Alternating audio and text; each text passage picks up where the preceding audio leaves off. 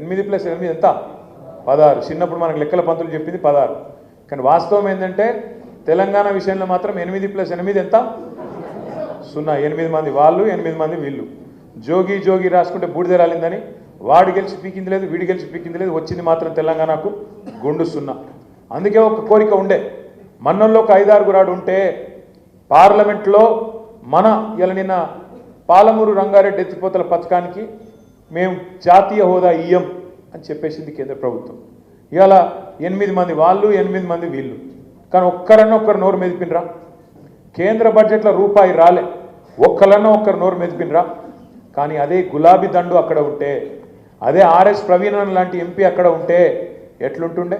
ఇలా అక్కడ గర్జిస్తుంటిమి, నిలదీస్తుంటిమి, కొట్లాడుతుంటిమి, ఎట్లా ఇయ్యమని చెప్పి అక్కడ అవసరమైతే గల్లబట్టి అడుగుతుంటిమి. ఓ గది తెలంగాణ గలం, తెలంగాణ బలం, తెలంగాణ దళం, మన గులాబీ జెండా, గులాబీ కండువ. అందుకే మీ అందరికి నేను మనస్ఫూర్తిగా మాటిస్తా ఉన్నా, ఆర్ఎస్ ప్రవీణ్ గారి నాయకత్వంలో మీరు రేపు స్థానిక సంస్థల ఎన్నికల్లో ముందుగా మీరు కొట్టాల్సింది, ఎందుకంటే ఇక 4 ఏళ్ళు ఇంకా ముంగట్టున్నది పోరాటం, ముందు కొట్టాల్సింది ఇప్పుడు స్థానిక సంస్థల ఎన్నికలు. దయచేసి నేను మిమ్మల్ని రిక్వెస్ట్ చేస్తా ఉన్నా, ముందు ప్రవీణ్ అన్నని ఇప్పుడు అక్కడ పంపుతాం మళ్ళొక్కసారి. ఇక్కడ కూడా మాకు అవసరం, ఎందుకంటే ఎన్నో సందర్భాలలో ఎన్నో విషయాల్లో ఆయన మేధస్సు, ఆయన విజ్ఞానం ఇక్కడ పార్టీ హెడ్ ఆఫీస్లో రాష్ట్ర వ్యాప్తంగా కూడా అవసరం. కాబట్టి వారిని రాష్ట్రమంతటా కూడా మేము తిప్పుతా ఉన్నాం, వాడుకుంటా ఉన్నాం. మన గురుకుల బాట అని పెడితే అన్న నేతృత్వంలో, ఎందుకంటే గురుకులాలకు సంబంధించిన సబ్జెక్టు ఆయనకు తెలిసినట్టు ఎవరికి తెలియదు, కేసీఆర్ గారికి ఆయనకు తెలిసినట్టు మాకెవరికి కూడా తెలియదు. కాబట్టి అన్న నేతృత్వంలోనే వాళ్ళ గురుకులాల పరిస్థితి ఇట్లా ఎందుకుంది అని చెప్పి అధ్యయనం చేయండి అన్న అంటే చేసి వెంటనే కేసీఆర్ గారికి ఒక రిపోర్టు, ప్రభుత్వాన్ని నిలదీస్తేందుకు ఒక రిపోర్ట్ ఇస్తే ఆర్ఎస్ ప్రవీణ్ కుమార్ గారు కేసీఆర్ గారి ఆదేశం మేరకు బయలుదేరిండు అనగానే మంత్రులు ఉరికిండ్రు, ఎంపీలు ఉరికిండ్రు, ఎమ్మెల్యేలు ఉరికిండ్రు, ఉరికినట్టు చేసిండ్రు, అడవయేదో తిన్నట్టు యాక్టింగ్ చేసిండ్రు, కానీ ఏం మారలే. పిల్లల పరిస్థితి నిన్నటికి నిన్న వేల్దండలో ఒక పాప అక్కడ నాగర్ కర్నూలు జిల్లాలో ఆత్మహత్య చేసుకున్నారు.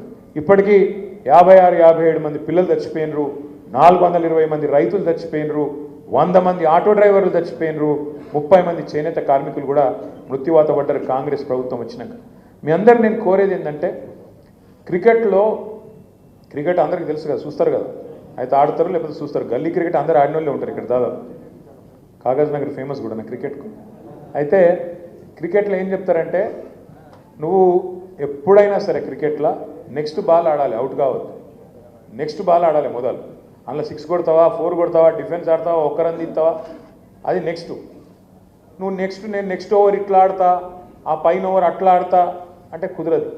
ఫస్ట్ అవుట్ కాకుండా నెక్స్ట్ బాల్ ఆడాలి, అవుట్ కాకుండా మిగిలాలి, కొడితే 6 కొట్టాలి, లేకపోతే చౌకా కొట్టాలి, రేపు మళ్ళా గట్టిగా చూపెట్టాలి. ఎందుకు చెప్తున్నా అంటే, మీరేమో 4 ఏళ్ల తర్వాత వచ్చే ఎలక్షన్ గురించి మాట్లాడతాను, మరి కాంగ్రెస్ వాళ్ళేమో ఇప్పుడు వెంటనే లోకల్ బాడీ ఎలక్షన్లు, జెడ్పీటీసీ, ఎంపీటీసీ, సర్పంచ్ ఎలక్షన్లు ఇప్పుడు పెడతాను.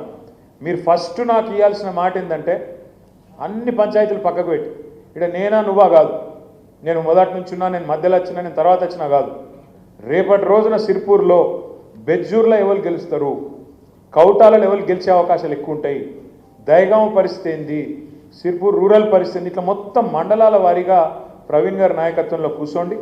మీరే మంచిగా బ్రహ్మాండంగా సమిష్టిగా నిర్ణయం తీసుకొని అభ్యర్థులను ఎంపిక చేయండి. పార్టీ మద్దతు కూడా మీకు తప్పకుండా ఉంటుంది. మీరు చేయాల్సిందల్లా మొదలు కొట్టాల్సింది, ఎక్కడ కోల్పోయిందాన్ని అక్కడనే దేవులాడుకోవాలి, ఎక్కడ పోయిందాన్ని ఆడనే దేవులాడుకోవాలి.